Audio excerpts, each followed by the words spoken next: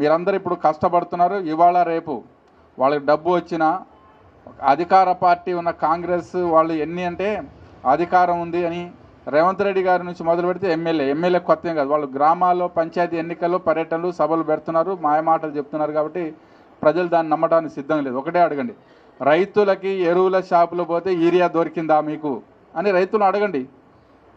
Urea మనకు దొరుకుతుందా కావాల్సిన రేటుకి? దొరకట్లేదు. మరి వీళ్ళ పాలనలోనే కదా రైతులు ఇబ్బంది పడుతుంది మన ఏరియా.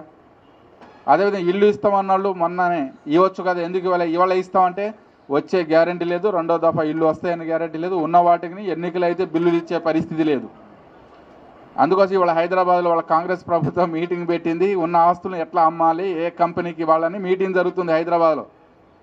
డబ్బులు లేక అంటే ప్రభుత్వ ఆస్తుల్ని కంపెనీల భూములు ఎట్లా ఇవ్వాలని జరుగుతూ ఉంది. కాబట్టి ఇప్పుడు వాళ్ళు ఏదో అధికారంలో వస్తే కొత్తగా చేసేది ఏం లేదు, ఇంకా ప్రజల మీద భారం మోపడం తప్ప రెండోది కాదు.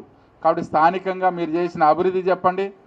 రేపు ఎందుకంటే ఇది ఉద్యమ పార్టీలు, రేపు ఇదే ప్రభుత్వం మీద కాంగ్రెస్ ప్రభుత్వం మీద వాళ్ళు ఇచ్చిన 6 గ్యారెంటీలని అమలు చేసే విధంగా పోరాటం చేయాల్సిన అవసరం కమ్యూనిస్టులుగా బీఆర్ఎస్ ఉంది.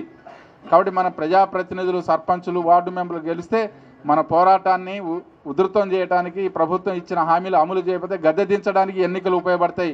మీరు శాయశక్తుల కష్టపడి గెలుపు కోసం తాటుపూడి గ్రామ పంచాయతీలో అందరి మద్దతుతో అభివృద్ధిలో ముందు భాగాన్ని ఉన్నారు. కాబట్టి పోటీ చేస్తున్న అభ్యర్థి గెలిచే విధంగా మీరందరూ కృషి చేయండి. కాబట్టి అందరూ కృషి చేస్తేనే గెలుపు.